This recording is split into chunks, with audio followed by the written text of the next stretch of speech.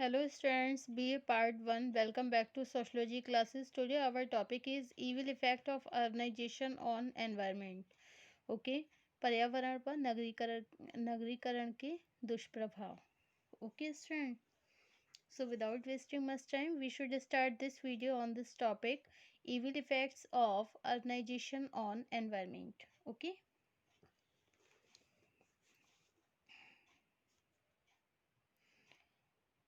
औद्योगिकरण के अतिरिक्त नगरीकरण में होने वाली वृद्धि से भी अनेक ऐसी दशाएं उत्पन्न होती हैं जिनसे हमारे पर्यावरण का संतुलन कम होने लगता है। किसी समाज में जैसे जैसे उद्योगों का विकास होता है, छोटे नगर बड़े नगरों में और बड़े नगर महानगरों के रूप में बदलने लगते हैं। नगरों के विकास की इस प्रक्रिया में बहुत बड़ी जनसंख्या उन लोगों की होती है जो प्रतिदिन आजीविका प्राप्त करने के लिए गांव से नगर में आते हैं और काम के बाद पुनः अपने गांव लौट जाते हैं।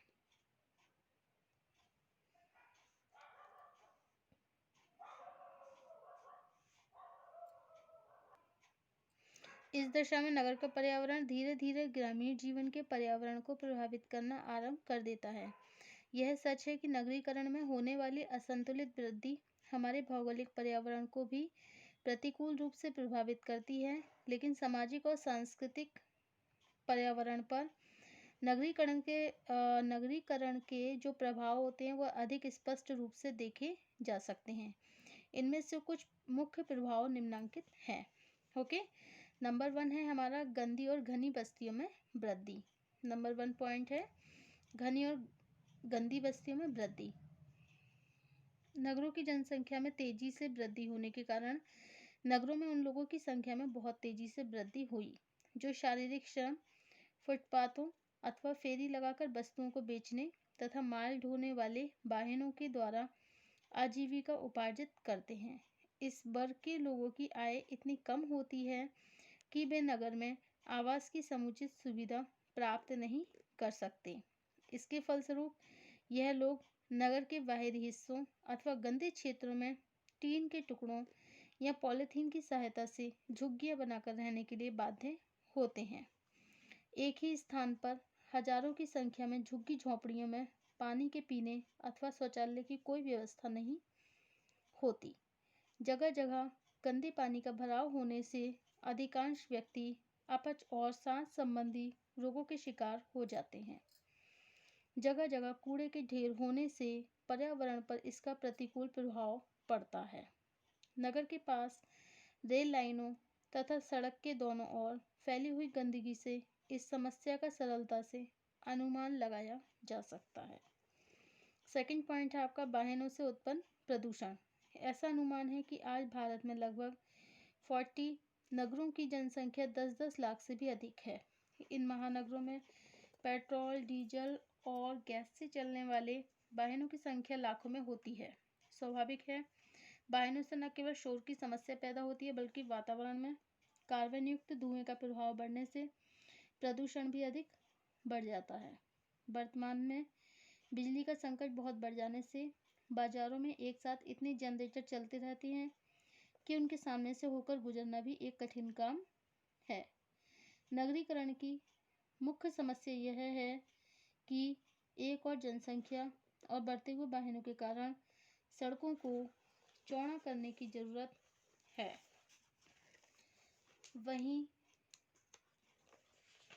दूसरी ओर सरकारी अव्यवस्था तथा अतिक्रमण के कारण सड़कें लगातार तंग होती जा रही हैं।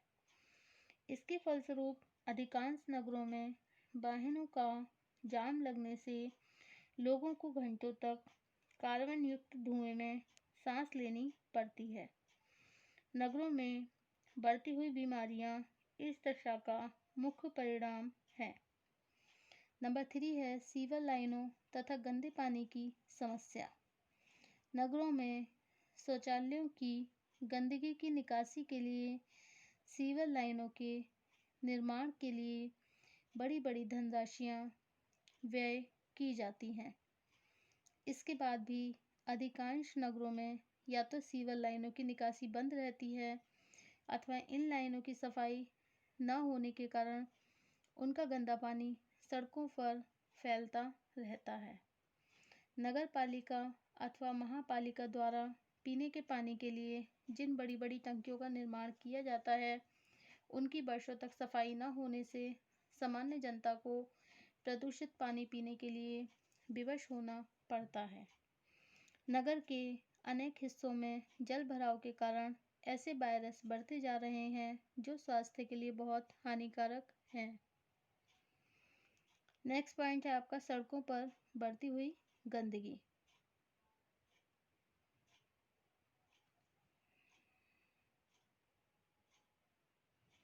नगरीकरण में होने वाली वृद्धि के साथ नगर की सभी बस्तियों में कूड़े कचरे के बढ़ते हुए ढेरों ने भी पर्यावरण को बहुत प्रतिकूल रूप से प्रभावित किया था।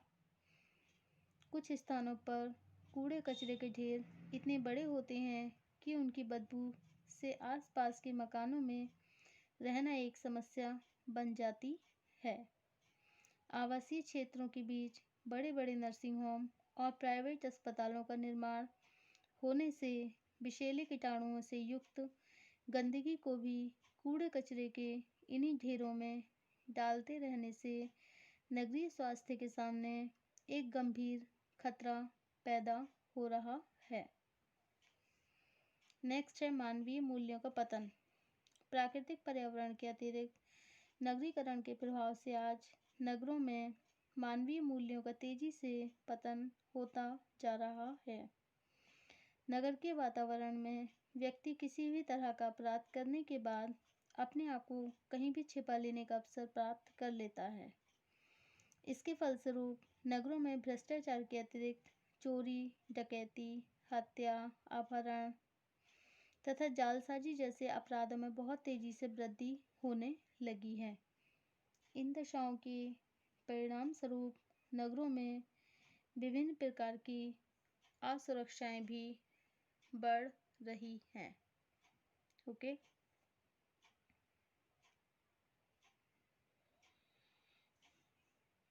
नेक्स्ट है सांस्कृतिक विघटन। प्रत्येक समाज की संस्कृति उसका आदर्श होती है।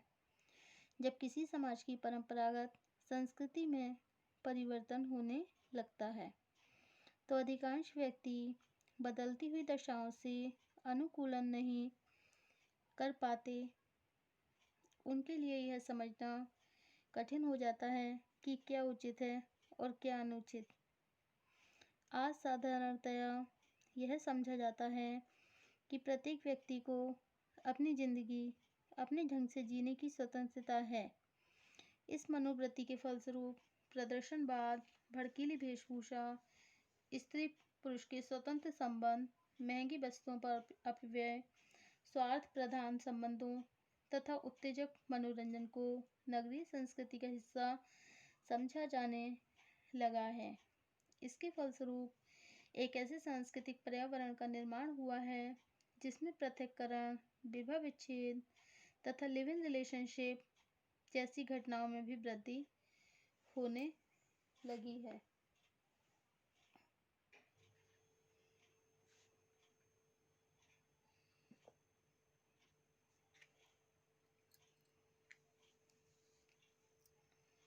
नगरों में सांस्कृतिक विघटन की चरम सीमा इस बात से स्पष्ट हो जाती है कि एक अनुमान के अनुसार केवल मुंबई में आज लगभग 4 लाख महिलाएं कैबरे डांसर, होटल वेटर्स तथा दूसरे रूपों में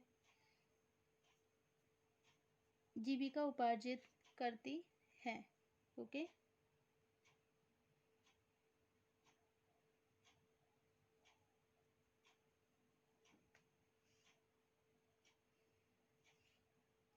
अक्सर हमारे सामने ये प्रश्न आता है कि क्या जनसंख्या से पर्यावरण प्रभावित होता है। यदि हम नगरीकरण के संबंध में इस पर विचार करें तो स्पष्ट होता है कि जनसंख्या पर्यावरण को प्रभावित करने वाला एक प्रमुख आधार है। वर्तमान दशाओं में जनसंख्या एक प्राकृतिक तथ्य नहीं बल्कि एक सामाजिक तथ्य है। साधारणतया जब नगरों की जनसंख्या में वृद्धि होती है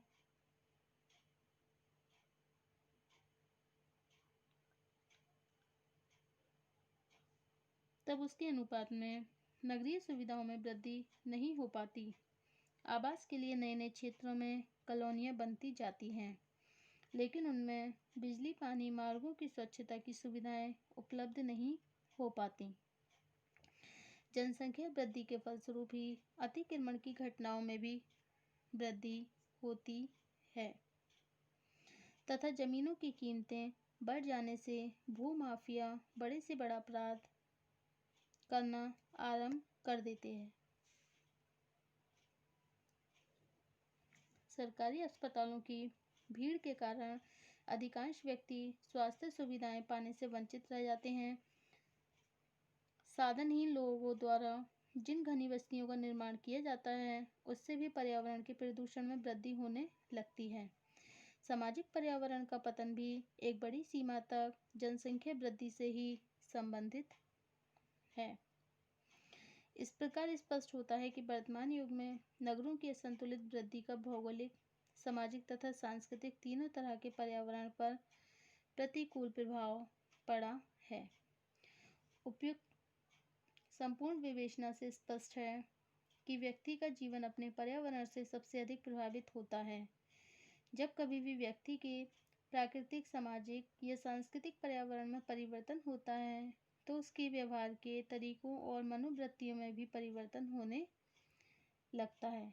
यही कारण है कि अनेक समाजशास्त्री यह मानते हैं कि व्यक्ति अपने पर्यावरण की उपज होता है। Thank you for watching my YouTube channel. Thank you so much.